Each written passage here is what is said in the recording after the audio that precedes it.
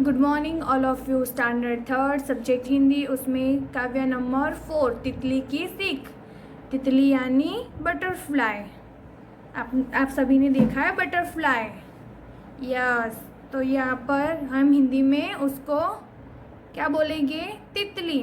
तो आज हम उसके शब्दार्थ यहाँ पे देखते हैं। संग यानी साथ, एक यानी एक, पर यानी पंख, जो तितली के पंख होते हैं वो, सजीले यानी सुंदर, बगिया यानी बगीचा, डाली यानी टहनी, जो छोड़ या पेड़ होते हैं ना उसकी डाली होती है ना, उसकी बात की है। ज्यों ही यानी जैसे ही, आलस यानी आलस्य। तो आपको इन शब्दार्थों को अपनी नोटबुक में 5 टाइम HW में लिख देना है। कितनी टाइम लिख देना है? तो 5 टाइम।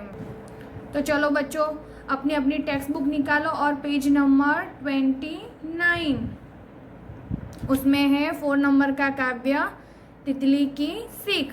उसको हम पूरा यहाँ पे देखेंगे। संग हवा के उड़ चली रंग बिरंगी एक तितली। तो किसके साथ तितली उड़ चली? हवा के साथ। और वो कैसी थी? तो रंग बिरंगी। पर थे उसके बड़े सजीले, पर यानी पंख। तो पंख उसके कैसे थे? तो बहुत सुंदर थे। लाल, हरे और नीले, पीले। तो रंग बिरंगी होती है ना, तो वो उसके रंग कैसे कैसे थे? तो लाल, हरे और नीले, पीले। नन्ही प्यारी वह तितली। तो तितली कैसी थी? तो नन्ही, छोटी सी। उड़कर बगिया में पहुंची। तो उड़कर कहाँ पर पहुंची? वो बगीचे में। बैठ गई वह किसी कली पर। तो किस पर बैठ गई? वो जो फूल की कली होती है उस पर वो जाकर बैठ गई। जो थी लगी एक डाली पर। तो वो कली किस पर लगी थी? तो डाली पर। जो ही रस पीने को चली, जैसे ही वो कली का रस पीने लगी तितली, तो बोल पड़ी वह नन्ही कली। तो नन्ही कली बोलने लगी। खिले फूल पर जाओ तुम, मुझे न अभी सतावो तुम। यानी वो जो कली थी वो तितली को क्या बोलने लगी कि तुम मेरे पर मत बैठो, वो खिले फूल होते हैं ना उस पर जाकर बैठो, अभी मुझे मत सताओ, अभी मुझे तंग मत करो। मुझको अभी बहुत है सोना, ढूंढो कोई खिली कली। कली क्या बोल रही थी? कि मुझे तो अभी सोना है, तो आप कोई खिली कली पर जाकर बैठ जाओ। तितली बोली आलस छोड़ो, बंद पंखुड़ी अपनी खोलो। तो तितली कली को क्या बोली? कि आलस अपनी छोड़ दो और अपनी पंखुड़ी को तुम खोल दो। देखो दुनिया कितनी सुंदर, रंग बिरंगी चमकीली। यानी अपनी कली को खोलकर तुम देखो कि दुनिया कितनी सुंदर और रंग बिरंगी और चमकीली है। लो मैं तुमसे दूर चली, यानी मैं तो तुमसे दूर चली। रंग बिरंगी एक तितली। तो तितली कैसी थी? रंग बिरंगी। तो आपको इन कविता को घर पे एक बार फिर से देख लेना है। उसके बाद पेज नंबर 31 पे अभ्यास के लिए दिया गया है। तो उसमें पहला है श्रुत एवं उच्चारण अभ्यास। यानी जो यहाँ पे शब्द दिए हैं वो अपनी नोटबुक में वैसे के वैसे आपको लिख देने हैं। उसके बाद है कविता की पंक्तियाँ पूर्ण कीजिए। तो आपको खुद आगे कविता में देखकर पंक्तियों को पूर्ण कर देना है। उसके बाद है प्रश्न नंबर 2, निम्नलिखित प्रश्नों के उत्तर लिखिए। तो उसमें पहला है तितली किसके साथ उड़ चली? तो तितली हवा के साथ उड़ चली थी। सेकेंड नंबर, तितली के पंख कैसे थे? तो तितली के पंख रंग बिरंगी थे। 3, तितली कहाँ जा बैठी?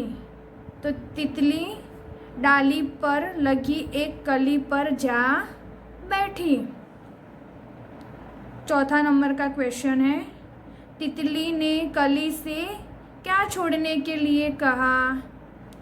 तो उसका उत्तर है, तितली ने कली को आलस छोड़कर दुनिया की सुंदरता देखने के लिए कहा। उसके बाद है प्रश्न नंबर 3, निम्नलिखित प्रश्नों के उत्तर विस्तार पूर्वक लिखिए। तो उसमें पहला है, आलसी बच्चे परीक्षा में कुछ नहीं कर पाते, क्या आप इस विचार से सहमत है? तो उसका उत्तर है, सहमत है। जीवन में मेहनत करने से ही सफलता मिलती है, बिना मेहनत के सफलता मिलती है? नहीं मिलती। आलसी बच्चे हर काम को टालते रहते हैं, पढ़ाई के समय भी वे ढंग से पढ़ाई नहीं करते, कक्षा कार्य भी समय पर नहीं करते, विषय की तैयारी न होने के कारण उत्तर नहीं लिख पाते। उसके बाद सेकंड नंबर का क्वेश्चन है, आलस छोड़ने से बच्चे क्या कर पाते हैं? तो अपने सारे काम समय पर पूरा करते हैं, पढ़ाई के साथ खेलकूद के लिए भी समय निकाल पाते हैं, अन्य गतिविधियां में भी भाग ले सकते हैं और उनका सर्वांगीण विकास भी होता है। उसके बाद पेज नंबर 32 पे भाषा ज्ञान दिया है, उसमें पढ़िए और समझिए। तो आपको उसको पढ़ना है और अपनी टेक्स्ट बुक में नोटबुक में लिख देना है।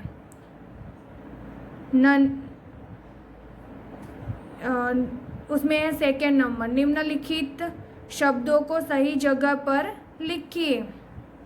तो यहाँ पे एक वचन और बहुवचन दिया है। तो इसमें पहला है तितली, तो किस में आएगा? एक वचन में। कलियाँ यानी एक से ज़्यादा है तो बहुवचन में आएगा। पंखुड़ी यानी एक वचन। डालिया ज़्यादा है तो बहुवचन। एक तो एक वचन में। क्यारिया तो बहुवचन में आएगा। उसके बाद है निम्नलिखित शब्दों के पर्यायवाची शब्द लिखिए। उसमें पहला है पर यानी पंख, हवा यानी वायु, बगिया यानी बगीचा, फूल यानी पुष्प, दुनिया यानी संसार, आलस यानी आलस्य। तो आपको इसको फिर से घर पे एक बार देख लेना है और ये काव्य हमें आलस छोड़ने की सीख देता है। Thank you.